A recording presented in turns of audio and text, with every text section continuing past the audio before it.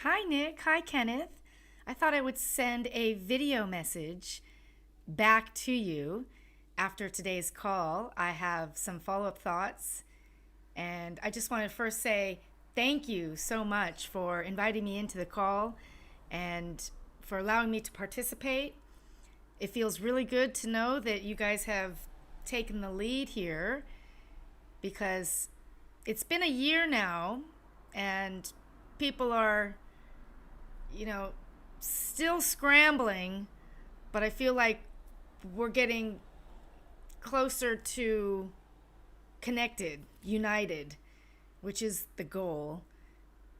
And yeah, I wanted to say thank you very much for sharing your thoughts. And it feels really good to know that you guys have studied this and figured it out. And I do have some more thoughts that I'd like to share. And this is just adding on to what you've already discovered and perhaps bringing some areas to the situation that you might not have known about. Because just a little bit of background from me, I woke up to the plot on March 3rd, 2018, and I learned about the transhumanistic agenda, and I learned about 5G, and it was that awakening process that really shifted me into where I'm now, where I'm focused and what I'm doing. So ever since that day, for 3 years almost, I've been focused on this. At first it was just part-time, but now it's become a full-time role, and every day I dedicate to humanity, figuring out what our solutions are, and connecting with other like-minded people who are also figuring this out. And I have some examples that I'd like to share with you at the end of how I have embodied these solutions. Because you are right, Kenneth. Last year I implemented a few of my learnings, and I went quite far as well. And it doesn't take much for people to implement these solutions, especially when there's others that have already done it. So I think it's just going to get more and more attractive as people step into this power that you and I have found. And Nick, I don't know if you've stepped into your power and found some of these legal loopholes, lawful loopholes. Because once you learn the law here on the planet, that's when freedom appears. So I am 100% with your presentation, and I have just more to add. If you don't mind me spending just a few minutes, I didn't write anything down, but I do have notes in my head that, I can talk for a long time, but I'll try and keep this very brief. I don't know how much you've studied on this situation, but I have been studying this for 3 years full time.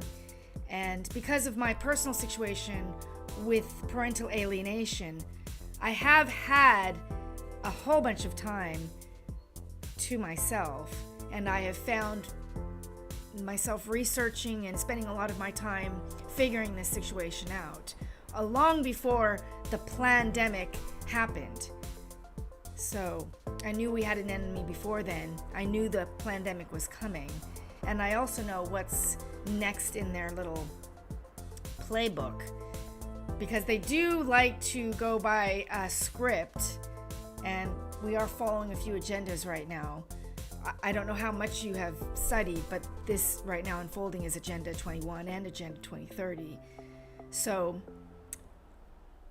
what I have done, in addition to what you have done, you've listed out in a beautiful presentation what our solutions are. You've identified the problems and you've figured out what the solutions are.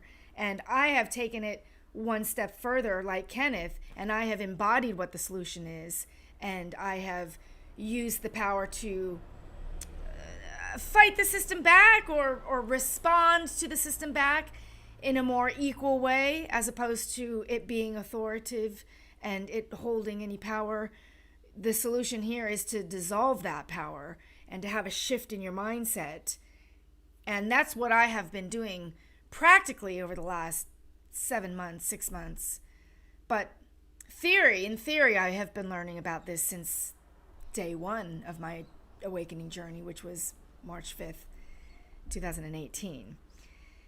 So I did a few things. That first year, I just immersed myself into knowledge, and I just researched all of the corruption that we have right now with 5G. I researched the WHO, the UN, the elite, what the elite's plans are with technocracy and 5G. And then I moved into the New World Order and learning about how the New World Order impacts us from a personal standpoint, also a family standpoint. And then in this last year, I got up close and personal with that system.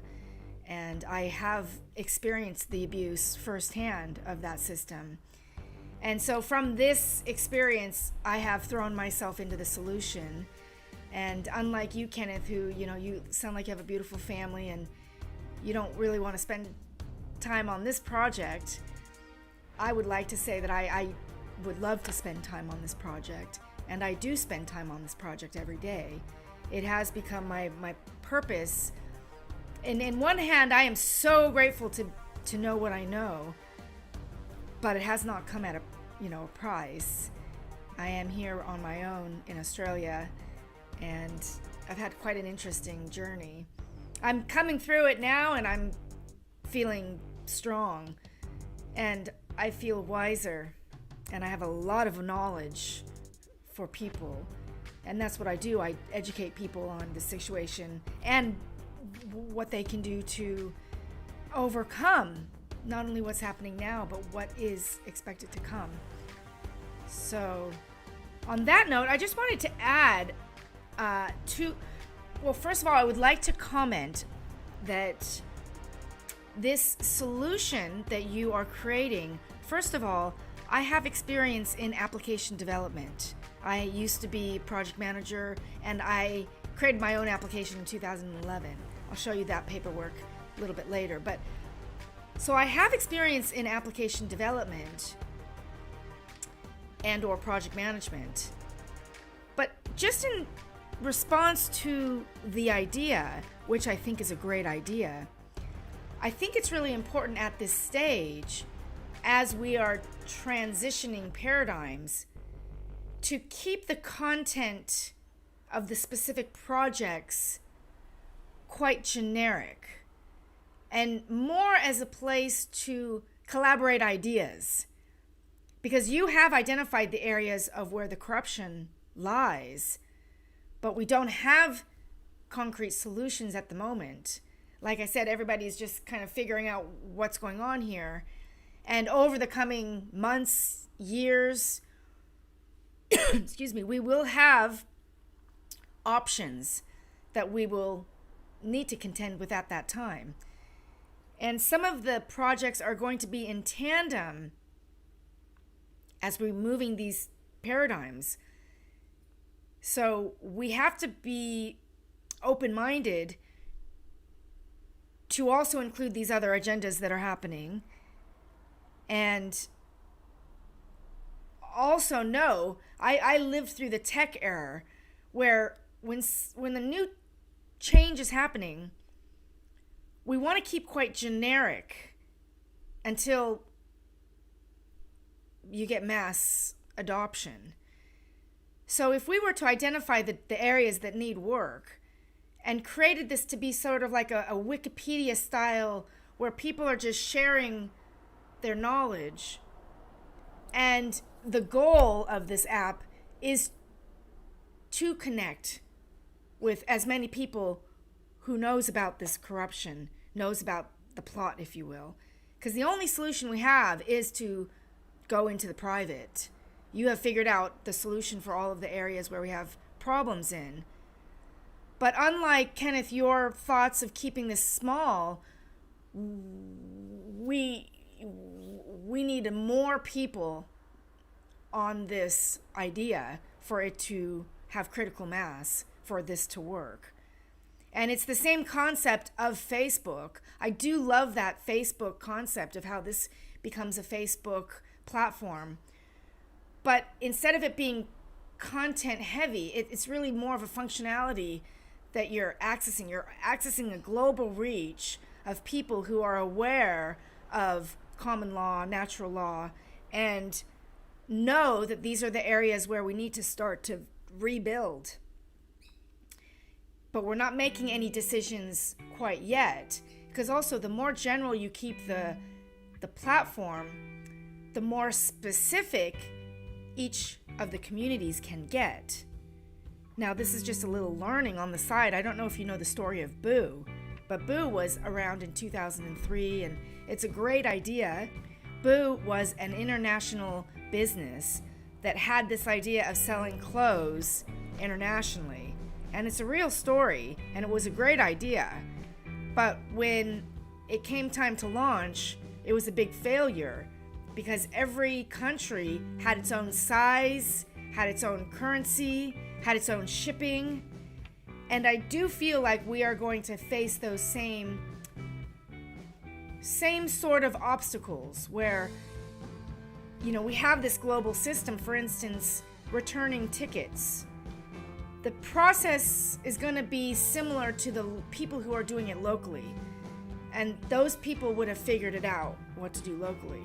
Like the process that I'm doing here in Australia wouldn't be the same process that you're doing over there on that side of the world. So if you kept it to where the goal of the platform was to connect with people and share knowledge, but that the knowledge of the sharing of the knowledge happens offline. Because if you keep this website as content heavy, you are going to be faced with having to change the content when it changes, and it will change. But also, the IP stays in the cloud, where what happens if the cloud, you know, goes black, or, you know, it should be that the connection is happening through this platform, but the knowledge sharing is happening in the 3D realm, in your communities, you know, over the table. And before people learn the law, they connect with people who have successfully done it. Because the application is going to do a few things. It's going to build confidence that this system works and that others are doing the same thing. Because it's not very easy to stand in your power. But if you had an application that targeted, let's say, the world, it would be something that people would do because they know others are doing it. And just following on the concept of this being a members-only club, if everybody paid $1 a month, you're getting access to a blueprint of how you need to build your individual life. And each one of these sections are highlighting the areas that you need to focus on. And some of the areas can be launched right away, whereas others, like money, will need a bit of time to figure out how everything is going to fall and what our options really are. So those are my thoughts on this application. Keeping it more like a skeleton, where it's more of a blueprint people follow, but then they access the local knowledge from accessing people that have done this before. Because our strength comes in numbers. And also, if we're spending all of our time on this platform and not in the real world, we are moving more and more into the transhumanistic agenda, which is spending all of our time in the internet. So if this could be more of a lighthearted application, lighthearted is not the right word, but it's like a framework where the sole purpose is connecting people in their local communities. And everybody's following this blueprint, but they are accessing local knowledge to figure out what their local solutions are. Because every single community is going to have a different answer, even though it's coming from the same realm of knowledge. The specifics for each individual will be unique based on where they live. So these are just very high level thoughts as to the application development. And if you need somebody to help with the wireframing or just nut some of these ideas out, I am working on this full time. So, and I have experience in doing this. So I'm happy to help. And it would bring me joy if I could create this as a full-time job where I'm getting paid for this work. Because at the moment, I have stepped into the role of where we need to go. So for instance, I have set up a foundation. And now I want to know what the difference between a foundation and a trust is. Because I was under the impression that a foundation would allow you to sell goods and products that were benefiting humanity. And obviously this is in the private realm, so there's no tax and there's not a lot of regulation with a foundation. So how does that differ from a trust? And could it be that you set up something that's similar to the foundation that I set up? My foundation is called the Freedom Collective Foundation. And so I have also, in addition to setting up a foundation, I've also learned my local process for returning tickets, learned my local process for crediting my expenses. Now, I don't know if this is working. I'm just one person over here. But if we had an app that saw other people doing this, not only would we be able to connect with these other people, but we would see that there is confidence in the system, that the system is working. So if the focus would be getting as many people on the platform and then having the content light, and maybe it being like a Wikipedia style brainstorming of where we need to build, because everything that we type in is actually manifesting the future, and we don't yet know what the future holds. Because as I go into this next segment of this video, I just wanted to share a little bit more about that book that I was sharing earlier today. This book is called The Third Wave. And this is really an overview of how this world has been created. And I don't know how much you know about the New World Order, but the New World Order is what I've been studying for the last 3 years. And I learned quite like a year into my awakening process that the New World Order wasn't coming. It was actually here. And so in my discovery, I learned that the New World Order has been created by a small group of people. And these small group of people are who is responsible for creating the matrix. Everything from mainstream news to corporations to economy to goods and services has all been driven by this small, powerful elite. And as the story goes, the first wave, we were producing what we consumed. It wasn't until this small group of people came around and created this notion of greediness, wanting more, working more to get more, the concept of luxury, having other people do things for you.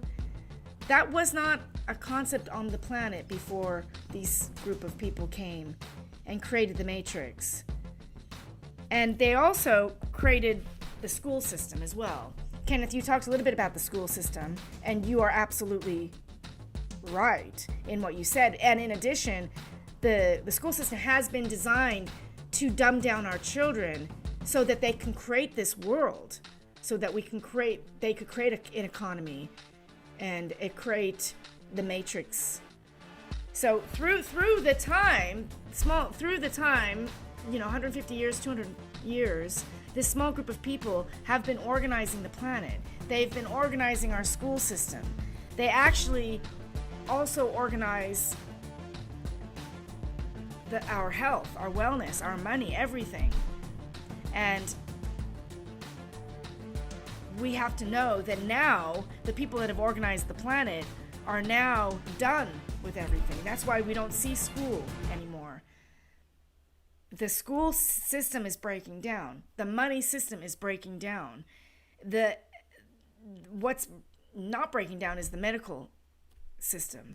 And this is because it's a for-profit industry, but they're run by the same people. So I like how you say going into the private, but it's more than just going into the private. It's knowing that there's a small group of people who, in fact, are an enemy to us, because once you learn what they're doing on the planet, it's quite sinister what they're up to. And in addition, they do have a plan to kill quite a few million people.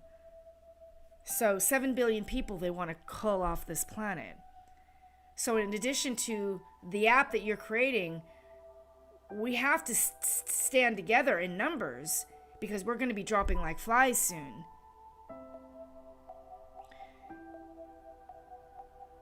So I hope that this has shared a little bit more about my thoughts, and I think it was a little choppy. I'm not sure if I was too clear right now, but I'll see what I can do if I can tighten this up. All right, talk to you soon. Bye for now.